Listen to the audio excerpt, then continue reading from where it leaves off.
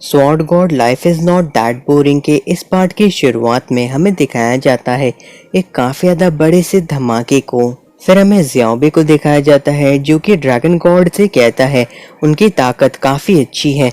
Dragon God हंसते हुए कहने लगते हैं, बच्चे तुम भी काफ़ी ताकतवर हो, मुझे उम्मीद है कि तुम आखिरी तक टिक पाओगे ताकि मैं भी लड़ाई का धीमे धीमे मज़ा ले सकूं। ज़ियाओबे कहने लगता है अगर उन्हें मज़ा ही चाहिए तो फिर वो पूरी तरीके से उन्हें खुश कर देगा। ड्रैगन गॉड ये सुन के कहते हैं ठीक है तो फिर मेरी ताकत का सामना करो, लेकिन तभी उनकी स्वॉर्ड टूट जाती है जिसे देख करके ड्रैगन गॉड कहने लगते हैं उनकी लाइट सेबर को क्या हुआ। तभी ज़ियाओबे कहने लगता है क्या वो इतनी जल्दी ये सब खत्म करना चाहते हैं, और फिर ड्रैगन गॉड के ऊपर हमला करने लगता है। ड्रैगन गॉड ज़ियाओबे से रुकने के लिए कह रहे रहते हैं। व्हाइट टाइगर बीस्ट ज़ियाओबे के लिए चीयर कर रहा रहता है।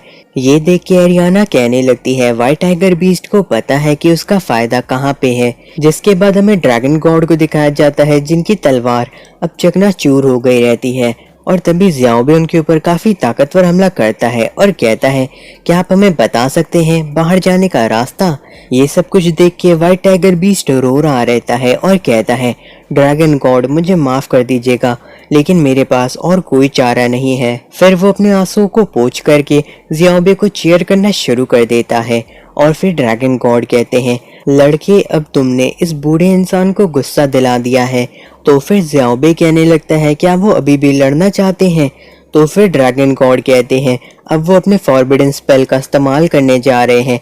एरियाना कहती है इसका कोई फायदा नहीं, कुछ भी ज़ियाओबे के ऊपर काम नहीं करेगा। लेकिन ड्रैगन गॉड अपने रेडिकल फ्लेयर का इस्तेमाल करते हैं और उसके बाद वो कहते हैं कि अब वो उनकी असली ताकत को देखने वाला है। सभी लोग ये सब कुछ देख के काफी ज्यादा घबराए हुए रहते हैं, लेकिन तभी अचानक से वहां से वो हमला ही गायब हो जाता है और ड्रैगन लॉर्ड भी। ज़ियाओबे फिर कहने लगता है क्या उसे अपनी ताकत की मदद से वापस यहाँ पे छेद करने की कोशिश करनी होगी। लेकिन तभी व्हाइट टाइगर बीस्ट कहता है उसे बाहर जाने का रास्ता मिल गया है। फिर वो काफी खुश होते हुए एक एग्जिट दिखाता है। एरियाना कहती है कि इस बोर्ड के ऊपर का तो इंक भी अभी तक नहीं सूखा है, ये जरूर कोई जाल है।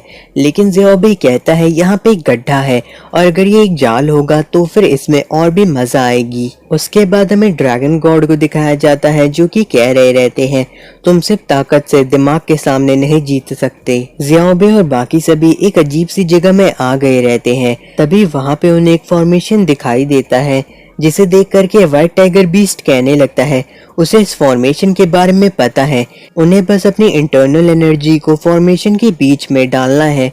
फिर वो कहने लगता है कि वो ये कर सकता है और ज़ियाओबे बस देखता जाए। जिसके बाद वो अपनी थोड़ी सी इंटरनल एनर्जी उसके अंदर डालता है, लेकिन फिर बाकी की एनर्जी वो खुद ही उसके अंदर से सोखने लगता है। ये देख करके व्हाइट टाइगर बीस्ट काफी जोर से चिल्लाता है। ज़ियाओबे उसकी मदद करने के लिए जाने लगता है तो फिर एरियाना कहती है उसे जल्दी करना होगा नहीं तो व्हाइट टाइगर बीस्ट मारा जाएगा। ज़ियाओबे फिर व्हाइट टाइगर बीस्ट को पकड़ के खींचने लगता है, लेकिन इसका कोई फायदा नहीं होता। तो फिर ज़ियाओबे कहता है उन्हें कुछ और करना होगा। तो फिर एरियाना कहती है उसे अपनी इंटरनल एनर्जी फॉर्मेशन के अंदर डालना होगा ताकि वो पूरी तरीके से एक्टिवेट हो जाए। ज़ियाओबे कहता है क्या बस उसे इंटरनल एनर्जी डालनी है, ये तो काफी आसान है। तो फिर एरियाना कहती है ये इतना भी आसान नहीं है क्योंकि किसी के पास भी इस फॉर्मेशन को एक्टिवेट करने जितनी इंटरनल एनर्जी नहीं हो सकती। लेकिन ज़ियाओबे उसकी बात को नज़रअंदाज करते हुए अपनी इंटरनल एनर्जी डालना शुरू कर देता है। वो सारी की सारी एनर्जी व्हाइट टाइगर बीस्ट में से होके जा रही रहती है। एरियाना ये देख के कहती है फॉर्मेशन तो काफी तेजी से एक्टिवेट हो रहा है। तो फिर ज़ियाओबे कहता है उसे जितनी इंटरनल एनर्जी चाहिए वो उतना ले सकता है, और फिर वहां का लगभग पूरा फॉर्मेशन एक्टिवेट हो जाता है। ज़ियाओबे फिर व्हाइट टाइगर बीस्ट से पूछता है वो ठीक तो है ना। तो फिर व्हाइट टाइगर बीस्ट कहता है वो पूरी तरीके से ठीक है, लेकिन उसकी हालत देखने में ज्यादा अच्छी नहीं रहती। और फिर हमें दिखाया जाता है फॉर्मेशन पूरी तरीके से एक्टिवेट हो जाता है और वहां पे ड्रैगन गॉड खड़े होके रो रहे रहते हैं क्योंकि इतने सालों के बाद वो आखिरकार यहाँ से आजाद हो रहे हैं।